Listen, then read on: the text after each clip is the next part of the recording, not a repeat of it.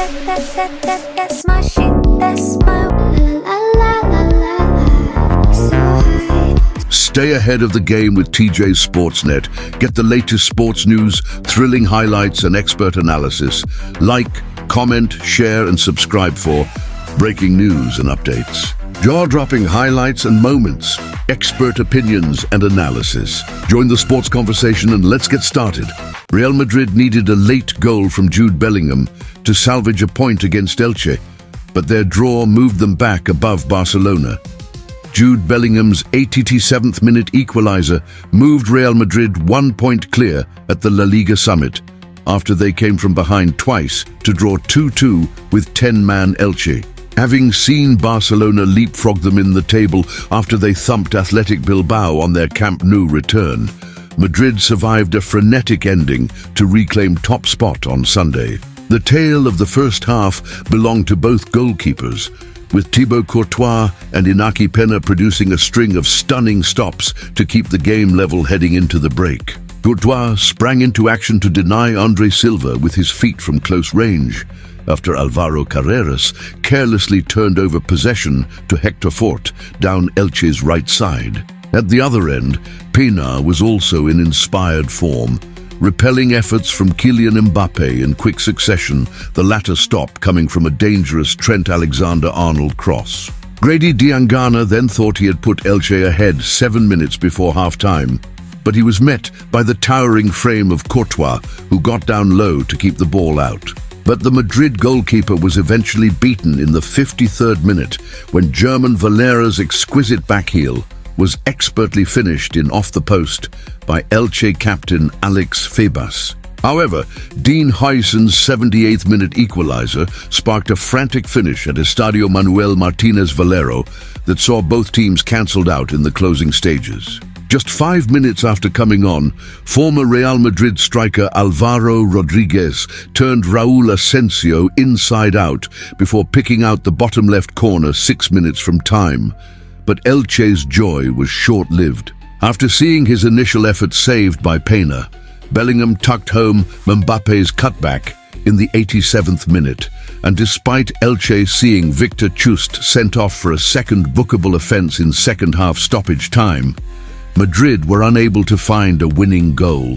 Kylian Mbappe surpassed 400 career goals as France clinched their place at the 2026 World Kylian Mbappe does not believe scoring 400 career goals is viewed as an impressive achievement and wants to emulate Cristiano Ronaldo's chase for 1,000. Mbappe scored his 399th and 400th goals for club and country as France beat Ukraine 4-0 at the Parc des Princes to book their spot at the 2026 World Cup on Thursday.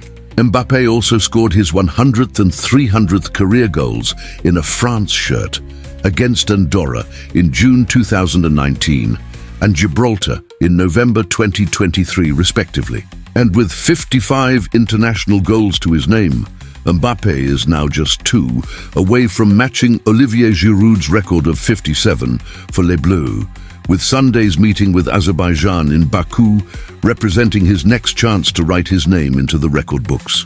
Of Mbappe's 345 goals at club level, 27 were scored for his first club Monaco, 256 were with Paris Saint-Germain, and the most recent 62 have come for Real Madrid. He has scored 191 times in Ligue 1, 60 times in the Champions League, 44 times in LaLiga, and 37 times in the Coupe de France. Also finding the net in 7 of the 8 other club competitions he has featured in, only failing in the Europa League in 1 game.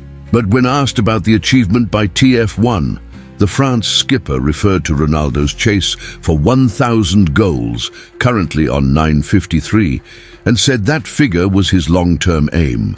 He said, "Now 400, it doesn't impress people. If you want to be in this circle that shocks people, you have to score another 400. Cristiano Ronaldo's 1,000 goals? France will now appear at an 8th straight edition of the World Cup, a run that began after they missed the 1990 and 1994 tournaments. And Mbappe said their participation should never be taken for granted. Asked to summarize his feelings, Mbappe said, "Pride. We must never trivialize this. Today it is becoming normal, but it has not always been so in the history of the France team. We had to have as much common sense as possible. The most important thing was qualification. Mbappe became just the second player to score a hat-trick in a World Cup final in 2022, doing so in vain as France lost to Argentina on penalties after an unforgettable 3-3 draw.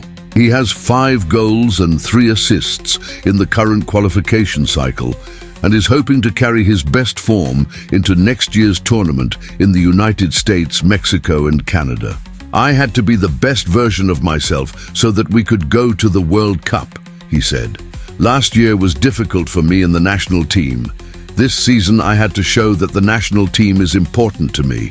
Playing at a World Cup, only those who have done it know how special it is. It is a privilege to represent your country in the eyes of the world. We will go there to win, like all 48 teams. It's a dream to be able to put the 3rd star on the jersey of the France team. We have to use the 2022 World Cup final to go to the World Cup with certainty. Eder Militao suffered an injury while playing for Brazil versus Tunisia, and Real Madrid confirmed the defender sustained an adductor issue. Eder Militao is set for a spell on the sidelines after he sustained an adductor injury while on duty for Brazil. Militao was forced off after an hour on Tuesday as Brazil drew 1-1 with Tunisia in a friendly in Lille. Carlo Ancelotti did not explain what the defender's issue was, but Real Madrid have now confirmed Militao has suffered an adductor issue, and he is a doubt for Sunday's LaLiga clash with Elche. Militao missed the majority of last season due to a cruciate ligament injury. Xabi Alonso says Real Madrid must learn to live with outside criticism and maintain their positive spirit after Sunday's 2-2 draw with Elche extended their winless run. Speaking after the game, Alonso reiterated his faith that Madrid's results would soon turn. The team has not fallen. We'll keep competing. The results and the performances can be improved, he told reporters. We are self-critical, but the spirit is still good. In the face of adversity, we must continue.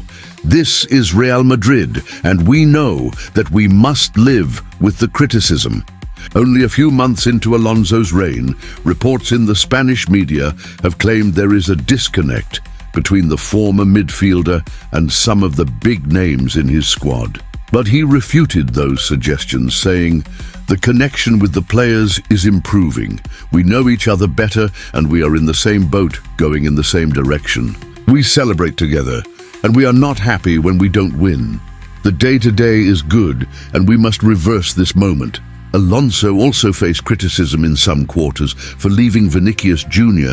out of his starting lineup, with the Brazilian replacing Rodrigo as a 57th minute substitute. Vinicius has now been brought off the bench in 4 of Madrid's games this season, but Alonso is adamant the forward had no issue with his role. "There's no problem, we had talked about it as we did many times," he said. He understood it and knew the role he was going to play. "Today we are not happy, but everyone is energetic and wants to recover the good dynamic." Madrid return to action in the Champions League on Wednesday when they visit Olympiacos, with a trip to Girona to follow in LaLiga on Sunday. That's all for today. Thanks for staying updated. Hit like, drop a comment and share with fellow sports fans. Subscribe for daily sports news and analysis. Until next time.